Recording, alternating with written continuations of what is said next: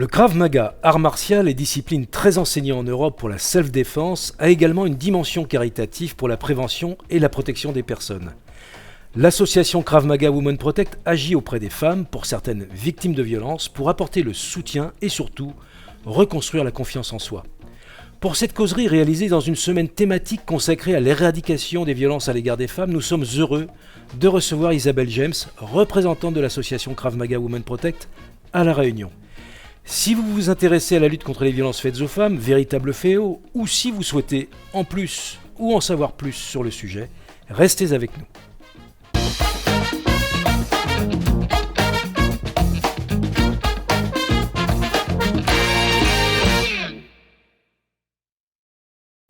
Nous sommes heureux de vous retrouver pour cette 5e causerie consacrée au Krav Maga. Et cette causerie est particulière car elle s'adresse effectivement à l'occasion de cette semaine pour la prévention des violences faites aux femmes et aux hommes qui s'intéressent au sujet. Et nous recevons à cette occasion Isabelle James, qui est la représentante de l'association Krav Maga Women Protect à La Réunion. Bonjour Isabelle James. Bonjour. Alors merci d'avoir accepté notre invitation. Nous sommes très heureux et très honorés de vous recevoir sur notre plateau des causeries pour aborder cette question ô combien importante. Alors le Krav Maga, on l'a vu, on a pu explorer au travers des 4 premières causeries la discipline, cet art martial, avec des intervenants prestigieux, Richard Douyeb, Steve Schmidt, Michael Obadia, et maintenant nous allons nous intéresser à la dimension caritative de cette fédération européenne du Krav Maga à travers l'association Krav Maga Women Protect. Mais tout d'abord, je vous propose que nous regardions un petit peu votre situation par rapport au Krav Maga, puisque vous êtes la première femme à avoir obtenu le grade de ceinture noire première darga à La Réunion en 2021. Tout à fait. Je suis pratiquante donc de la discipline depuis cette année à peu près. Ce qui est assez étonnant, c'est que je ne voulais pas du tout en parler au départ. C'est mon mari qui est d'ailleurs le président de l'association locale Manhattan Krav Maga qui m'avait invité à tester cette discipline puisqu'il était convaincu déjà lui au départ et finalement il a réussi à me convaincre parce que ça fait plus de 7 ans que je pratique cette discipline à ses côtés et je suis également heureuse d'être, on va dire, un membre actif de l'association caritative Krav Maga Women Protect, mais on en parlera dans le détail tout à l'heure. On va rentrer, donc vous êtes la représentante et on va en parler un peu plus dans le détail, mais justement, peut-être déjà un premier mot. Alors, cette association a été créée en février 2017, et quelle est sa mission principale, rapidement, comme ça Cette mission principale est d'apporter des réponses, ou en tout cas d'assurer la sensibilisation et la promotion du Krav Maga au service des femmes, notamment victimes de violences dans le monde, alors pas qu'en Europe, mais partout ailleurs, là où malheureusement ce fléau gagne du terrain. Alors c'est un sujet évidemment d'actualité, on voit à quel point ce sujet est abordé effectivement à l'occasion d'une semaine internationale, donc à quel point c'est un sujet qui est aussi présent dans toutes les cultures. Donc une association caritative qui s'intéresse à ces questions. Alors, donc, qu'est-ce que l'association Krav Maga Women Protect quels sont ses objectifs ? Les objectifs sont nombreux.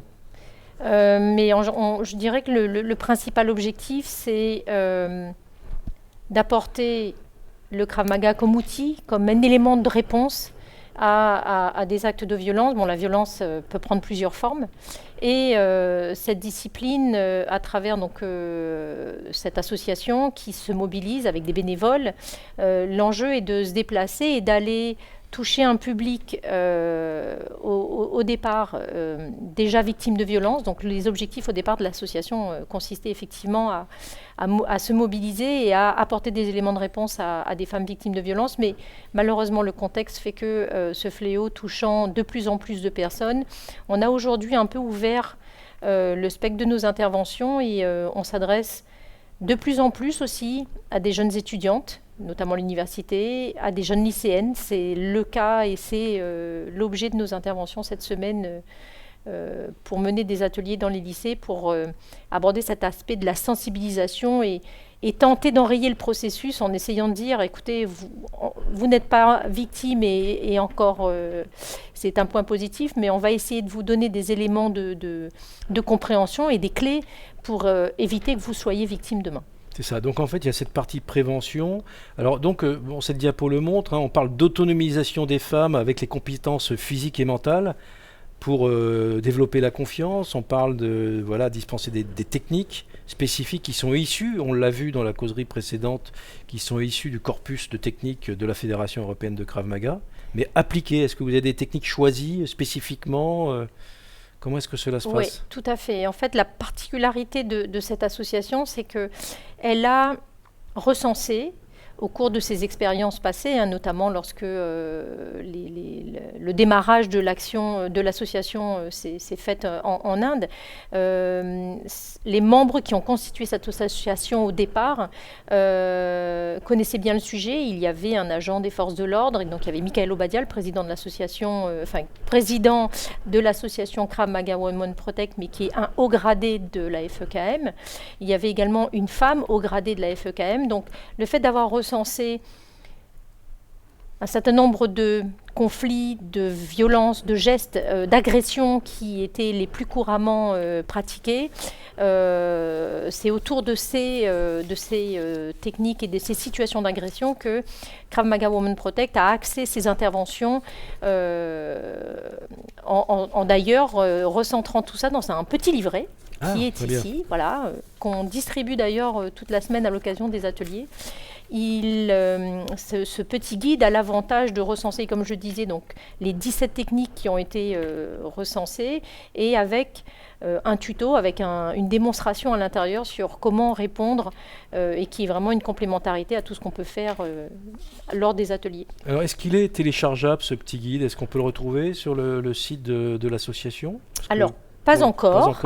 On a le plaisir de l'offrir aux personnes qui vont pratiquer les ateliers avec nous, puisque même si en apparence ces techniques sont très bien décrites par des illustrations, par des images qui permettent de découper et de décrire de manière détaillée la manière dont on pourrait se défendre.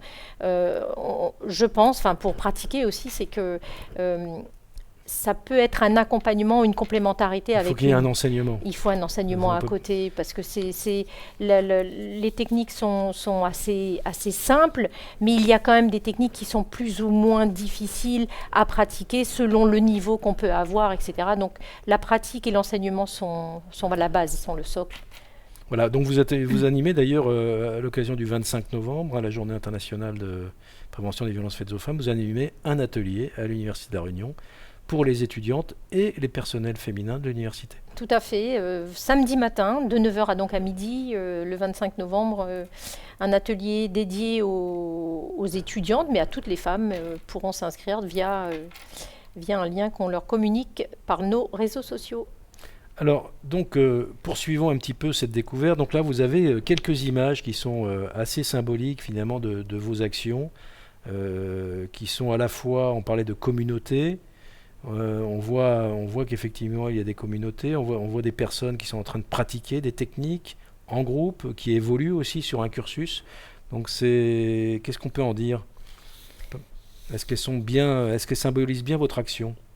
Oui, on y retrouve à la fois sur les images, on y retrouve des cours qu'on donne de manière régulière toute la semaine via l'association locale Manhattan Krav Maga. Mais Krav Maga Women Protect a cet avantage de pouvoir assurer de manière ciblée un public. On assure des ateliers de sensibilisation, on intervient dans le monde.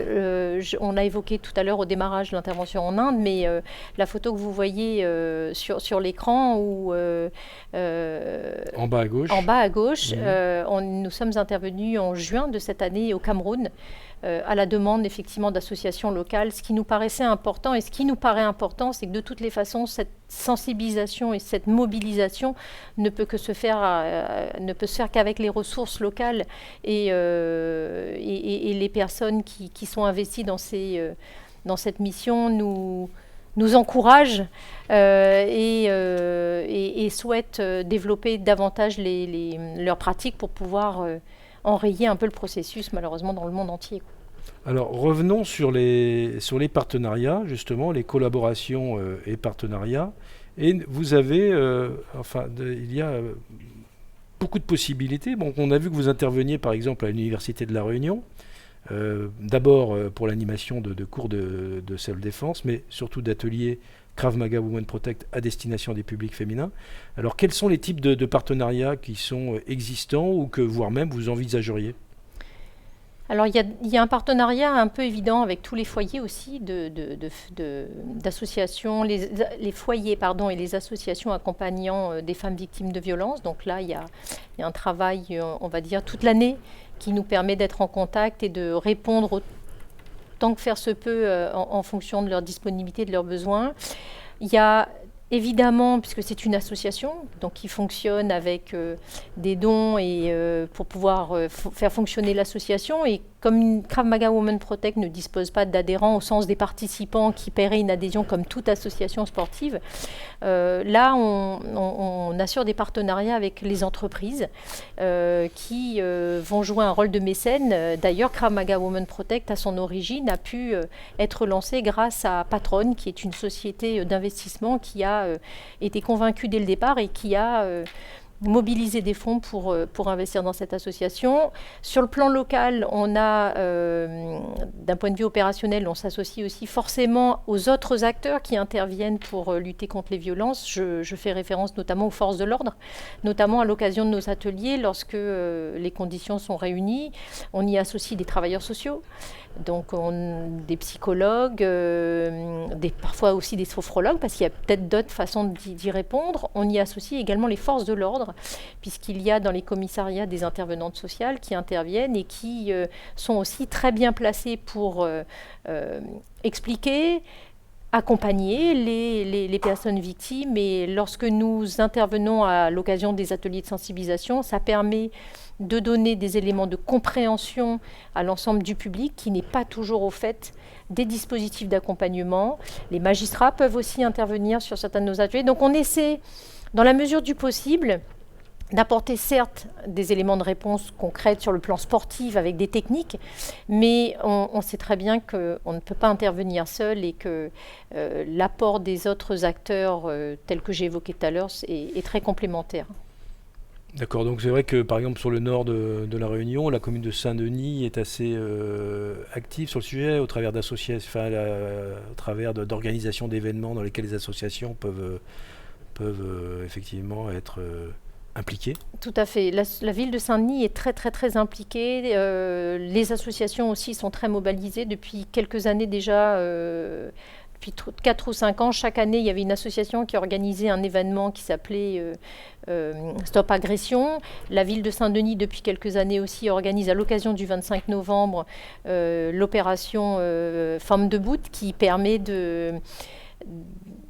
d'associer l'ensemble des associations de la ville et des institutions aussi qui interviennent sur ce sujet.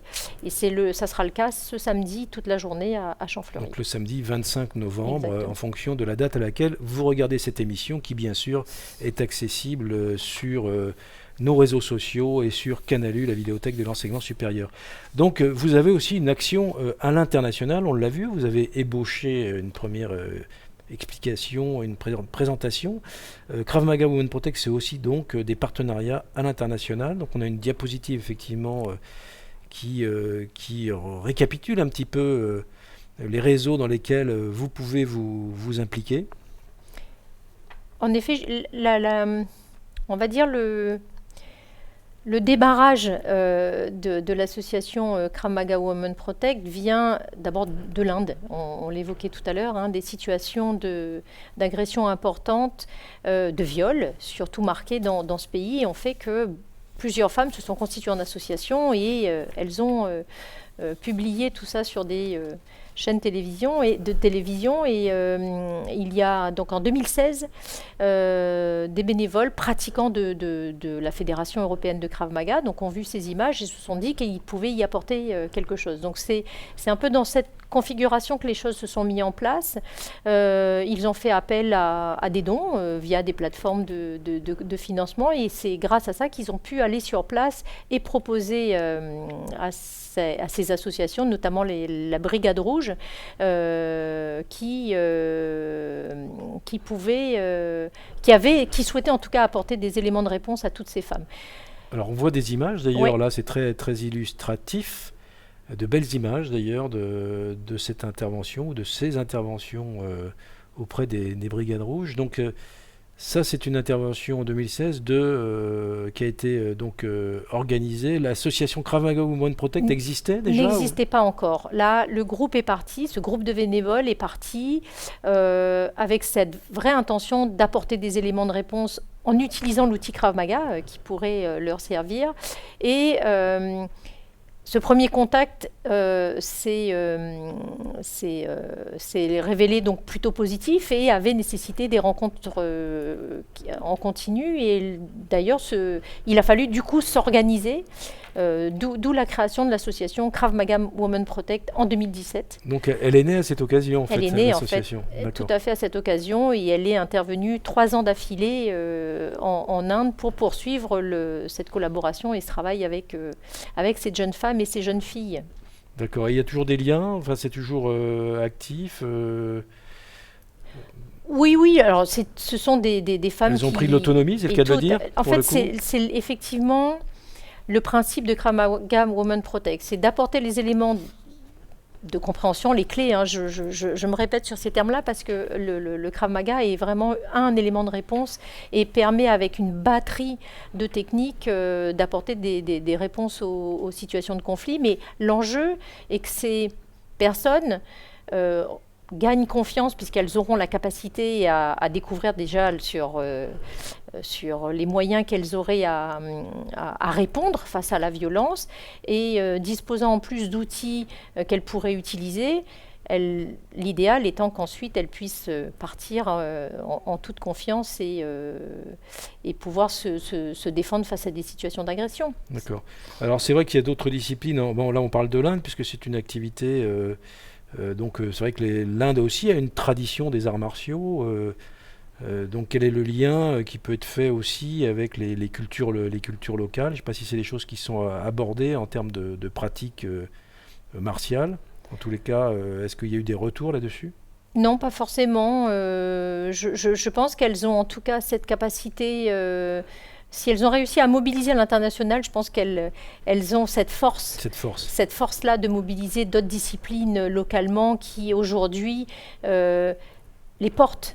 Et effectivement, l'intervention de Krav Maga Women Protect, même si demain elle réinvitait cette association à revenir, on serait tous très heureux d'y aller, mais il me semble qu'aujourd'hui, elle dispose d'outils et elle continue le combat, parce que le combat, malheureusement, continue le combat, elles sont très actives. Terminé. Alors, on a de très belles images, là, justement, sur nos diapos, là, qui nous ont été proposées par Michael Obadia. D'ailleurs, on le voit, donc Michael Obadia, qui est le président de l'association Krav Maga Women Protect au niveau national.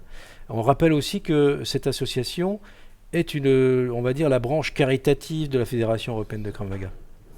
Oui, je le disais en préambule, c'est une association autonome. Pour autant, elle est de fait en lien, et c'est la branche caritative de la Fédération européenne de Krav Maga, puisque la Fédération européenne de Krav Maga contribue aussi financièrement au fonctionnement de l'association. Et l'association est en lien direct avec la fédération, puisque ce sont des pratiquants bénévoles, je le rappelle, de la discipline, et qui répand les valeurs, les principes du Krav Maga dans le monde entier, au service, encore une fois, des personnes les plus vulnérables, et encore une fois, voilà, au démarrage en Inde.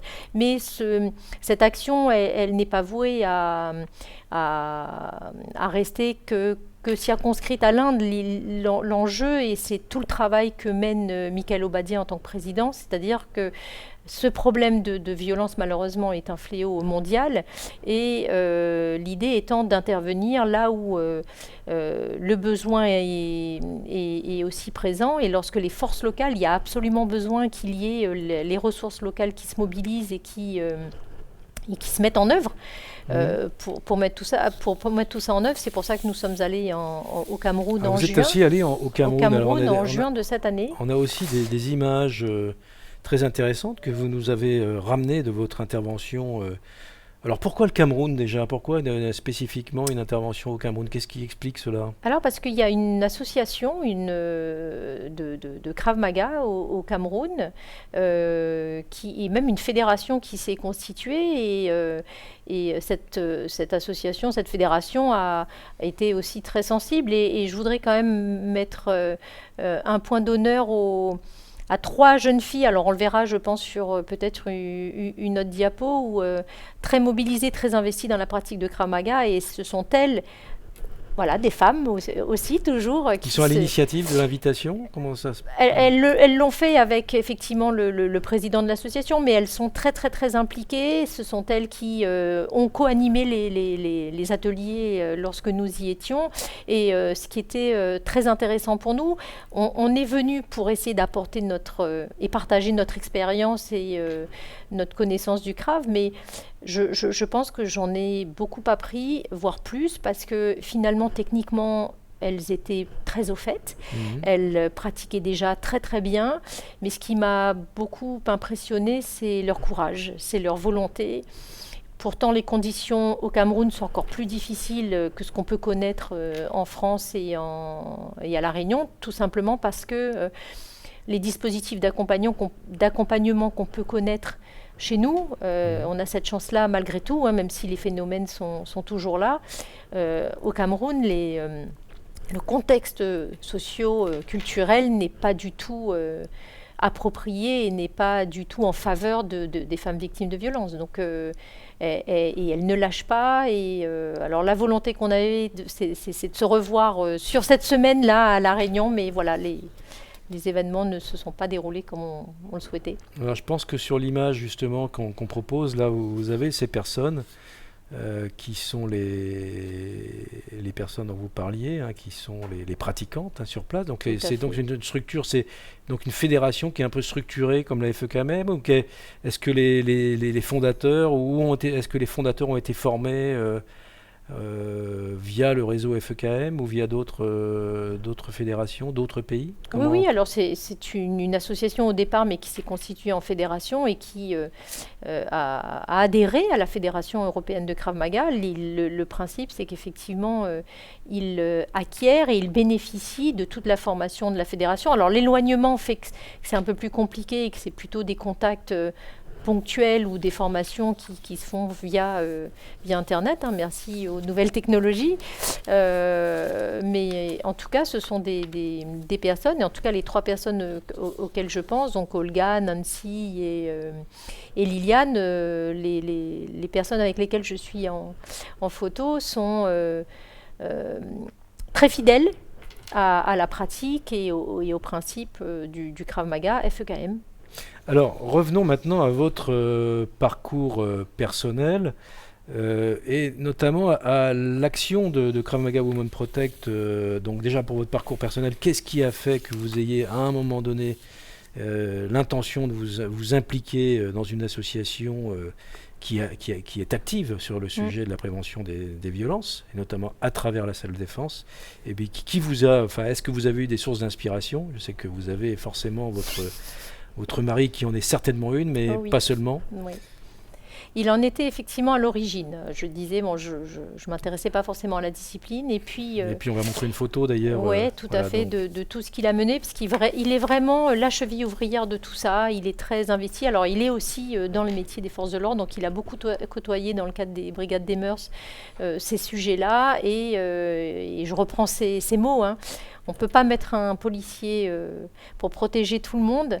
Donc, il faut qu'on arrive à trouver un moyen de donner des solutions, en tout cas des outils pour que chacune individuellement soit protégée. Et c'est vrai que lorsque j'ai participé au premier cours, j'ai moi-même réalisé les apports que ça pouvait me donner, c'est-à-dire que ça m'avait vraiment donné, ça m'a fait d'abord réaliser que j'étais, malgré mon gabarit, ma taille, en capacité de sortir quelque chose, puisque au Krav Maga, ce qu'on va chercher en premier lieu, c'est les parties sensibles, les parties génitales, les yeux, la gorge, enfin voilà, tout ce qui peut à un moment donné nous servir, nous, de petite taille et de petits peut-être gabarits, avec peu de force, à se sortir face à des agresseurs qui, le plus souvent, ont des gabarits plus importants. Donc voilà, j'avais déjà un apport personnel qui était évident, et à ce moment-là, je me suis dit... je ne peux pas le garder pour moi. Je pense que ça serait intéressant de partager ça. Et en assistant au cours, en voyant aussi certaines qui venaient au départ sur les cours, étaient plutôt démunies, mais en même temps cherchaient une manière de s'en sortir, perdaient un peu confiance, avaient perdu confiance. Et voilà, chemin faisant, le fait de partager ce que j'ai pu ressentir, ce que je peux vivre, comment les aider voilà, c'était devenu un peu une évidence, quoi.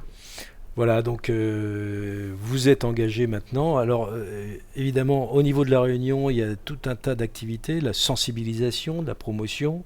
Et comment est-ce que vous avez, on a des images qui peuvent être un peu symboliques, effectivement, des actions à la fois que vous menez sur le terrain à La Réunion. Donc dans quelques images, on le voit. Donc c'est aussi l'implication de nombreux acteurs, des pratiquants qui participent à ces ateliers. Là, on voit aussi un atelier qui en haut à droite avec Michael Obadia, donc à l'Université de La Réunion. Donc on en parlait tout à l'heure, il y a des ateliers qui sont organisés à l'université. Oui, ce qui est intéressant, alors notre association Manhattan Krav Maga, qui est locale, propose effectivement de manière hebdomadaire des cours spécifiques femmes. Puisqu'on sait que pour les premières adhérentes, je l'évoquais tout à l'heure, ça a été pour la plupart d'entre elles des personnes victimes de violences, et que c'était compliqué pour elles de pratiquer une discipline en plus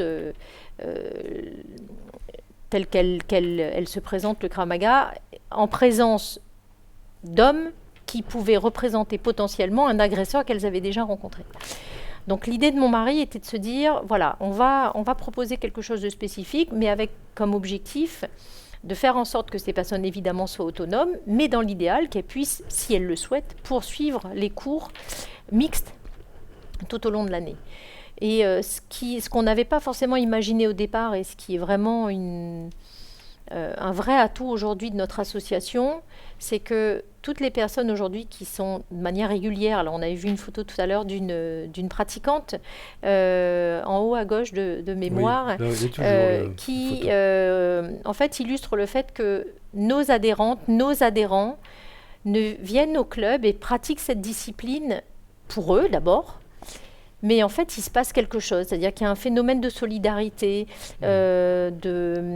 envie de partager et envie de faire ensemble, ce qui fait que tous les événements de promotion que nous animons tout au long de l'année, alors essentiellement sur des journées phares, un peu comme le 8 mars, le 25 novembre, mais sur l'ensemble de nos interventions, on a très régulièrement une batterie de bénévoles qui sont présents pour nous aider à encadrer. L'avantage qu'on a avec Krav Maga Women Protect, c'est qu'on bénéficie d'une formation très spécifique avec une pédagogie qui est travailler pour aborder la discipline de manière différenciée et de manière adaptée face aux personnes déjà victimes, parce qu'évidemment on ne va pas pratiquer un art martial ou en tout cas le Krav Maga par rapport à l'ensemble de ces techniques de la même manière lorsqu'on vient pour pratiquer un sport et parce qu'on aime cette discipline ou lorsqu'on a déjà été victime.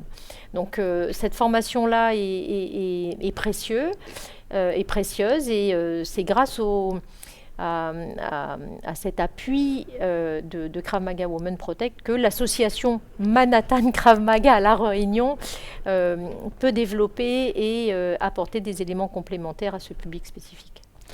Alors, on a aussi, on le voit, cet aspect sensibilisation-promotion, ça s'organise, on voit sur ces deux images symboliques aussi, à la fois dans le cadre d'activités locales ou nationales de sensibilisation auprès de groupes. On voit là un groupe de femmes, de jeunes femmes, d'ailleurs ça se passe à l'université de La Réunion. Et par ailleurs, vous allez aussi avec le sac à dos au bout du monde pour faire ces opérations de sensibilisation. Donc c'est à plusieurs niveaux, vous intervenez à plusieurs niveaux. Oui, c'est enrichissant dans la mesure où on va rencontrer forcément d'autres gens. C'est enrichissant parce que on a aussi ce sentiment de pouvoir, dans la mesure du possible, apporter notre expérience dans le monde et partager aussi avec eux leur manière de voir, leur manière de faire. On n'a pas la prétention d'arriver comme des sachants, mais au contraire, plus dans un partage d'expérience. Ce que je pourrais dire, c'est que, en tout cas, le phénomène de violence, malheureusement, n'est pas isolé. C'est un fléau qui impacte le monde entier, quels que soient les pays, quelles que soient les générations. On a peut-être aujourd'hui le sentiment qu'il y a plus de violence, mais on a probablement cet avantage de la libération de la parole, compte tenu justement de toutes ces actions de promotion, alors qu'on peut mettre à l'intention de Krav Maga Women Protect, mais il y a toutes les actions qui peuvent être menées dans le monde. Mais en tout cas, ce qui est intéressant, c'est qu'on se dit que le combat, il peut être mené à l'international, il peut être mené localement, il doit être mené en tout cas partout, et on est toujours mobilisé, on est toujours... Alors justement, cette diapo, là, je pense que la dernière diapo est assez symbolique sur cet aspect, effectivement, de mobilisation Mobilisation et engouement, voilà, je cherchais le mot, c'est-à-dire que même si certaines d'entre elles viennent avec une histoire, un passé qui peut être très très lourd, on ressort des ateliers toujours avec plein d'envie et ce qui nous nourrit au niveau de l'association et ce qui, je pense, nourrit tous les bénévoles et de notre association, mais aussi de Krav Maga Women Protect, c'est ce que les gens nous renvoient, c'est-à-dire qu'on s'auto-nourrit avec notre envie d'avancer et que chacun aille mieux. Et je vais reprendre la phrase d'Imi qui dit, parce qu'elle est très parlante pour moi, pour que chacune puisse marcher en paix. Et c'est vraiment notre fil conducteur, c'est ça qui fait qu'on se lève et qu'on a envie de se mobiliser. Et même s'il faut aller au bout du monde, on va au bout du monde. C'est pas un problème. Eh bien, merci beaucoup Isabelle Gemme, ce sera le mot de la fin, la conclusion. Merci pour cette belle conclusion. On le voit qui s'inscrit vraiment dans un projet international pour l'élimination des violences à l'égard des femmes. Et bonne action donc cette semaine, très bonne journée et à très bientôt. Merci, à bientôt. Merci.